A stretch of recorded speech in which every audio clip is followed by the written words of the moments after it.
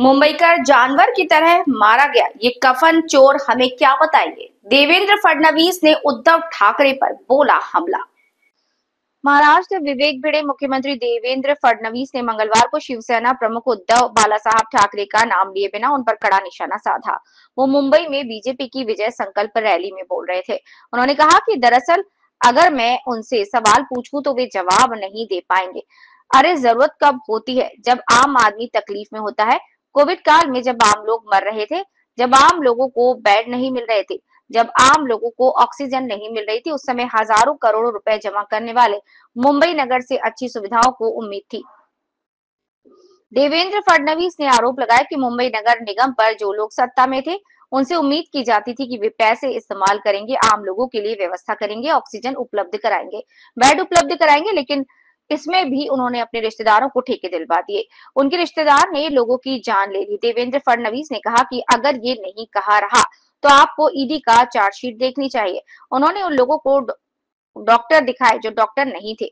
उन्होंने उन लोगों को कंपाउंडर दिखाया जो कि कंपाउंडर नहीं थे। नतीजा क्या हुआ? देवेंद्र फडणवीस ने तेज आवाज में कहा कि निकम्मे लोग जिन्होंने मेरे मृत मुंबई करके सर पर लगा मक्खन खाया, उन्होंने उस बॉडी बैग में घोटाला किया, उस मुंबई कर का शव रखा था। जो कफन चोर हमें क्या बताएंगे। ये कफन चोर, उन्होंने कफन से चोरी की। ये कफन चोर मुंबई करों के सामने किस मुंह से आते हैं, ये मेरा सवाल है। वंदे भारत न्यूज, विवेक भिड़े की रिपोर्ट, महाराष्ट्र, मुंबई से।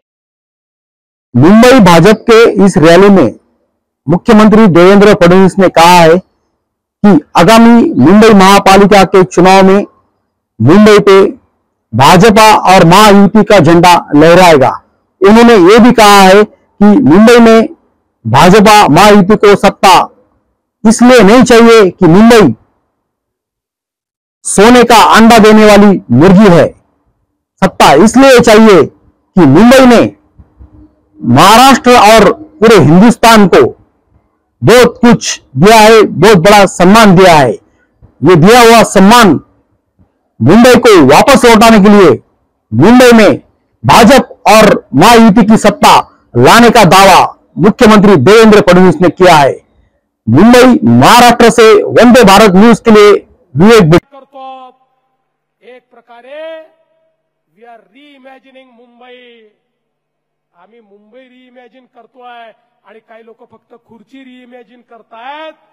जे खुर्ची रीइमॅजिन करतायत त्यांना सांगू देऊ इच्छितो, ती खुर्ची तुम्हाला मिळणार नाही। ती खुर्ची कार्यकर्त्यालाच मिळेल, ती खुर्ची मुंबईकरालाच मिळेल, ती खुर्ची मुंबईचं हित साधणाऱ्यालाच मिळेल। मुंबईच्या महानगरपालिकेला भ्रष्टाचाराच्या गदारोळातनं बाहेर काढणारा व्यक्तीच आता मुंबईचा महापौर होईल, हा विश्वास मी तुम्हाला देतो। खरं म्हणजे जर यांना आम्ही प्रश्न विचारला तर हे उत्तर देऊ शकत नाही। अरे तुमची आवश्यकता कधी असते? सामान्य माणूस दुःखात असतो तेव्हा तुमची आवश्यकता असते।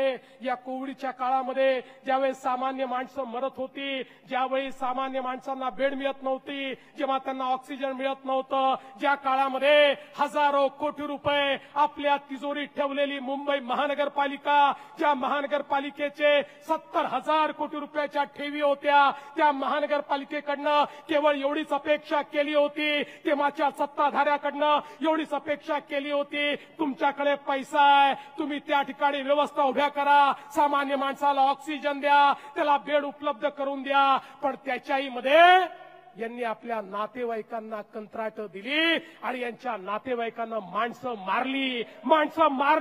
मी म्हणत नाही, तुम्ही ईडीची चार्जशीट बघा। जे डॉक्टर नव्हते त्यांना डॉक्टर दाखवलं, जे कंपाऊंडर नव्हते त्यांना कंपाऊंडर दाखवलं, ज्यांना नर्सिंगचं ट्रेनिंग नव्हतं त्यांना नर्सेस दाखवलं आणि त्यांना त्या ठिकाणी उभं करून त्यांच्या माध्यमातून हजारो रुपये, लाखो रुपये, करोडो रुपये त्या ठिकाणी लाटले आणि परिणाम काय झाला? माझा आम मुंबईकर हा पटा त्या ठिकाणी मेला। अरे जनावरासारखा माझा मुंबईकर मेला, पण माझ्या मेलेल्या मुंबईकराच्या टाळूवरचं लोणी खाणारे हे नालायक यांनी त्या मुंबईकराचं ते शव ज्या बॉडी बॅग मध्ये न्यायचं, त्या बॉडी बॅग मध्ये ही घोटाळा केला।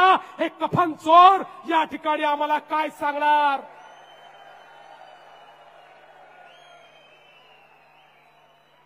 हे कफन चोर ज्याने कफनमध्ये चोरी केली, हे कफन चोर कोणत्या तोंडानं मुंबईकरांपुढे येत आहेत, हा माझा सवाल आहे. आणि म्हणून काळजी करायचं कारण नाही आहे. मी तुम्हाला विनंती करण्याकरता आलो आहे. आता मुंबईमध्ये आपल्याला घरोघरी जायचंय, आपण काय केलं हे सांगायचंय, यांची करतूत ही सगळ्यांपुढे आणायची आहे. आणि एकदा यांची करतूत लोकांपुढे आली तर आपल्याला मतही मागण्याची आवश्यकता नाही. लोक यांना घरी बसवल्याशिवाय राहणार नाहीत. आणि म्हणून आज या विजय संकल्प मेळाव्याच्या माध्यमातून हा संकल्प करा की आम्हाला मुंबईमध्ये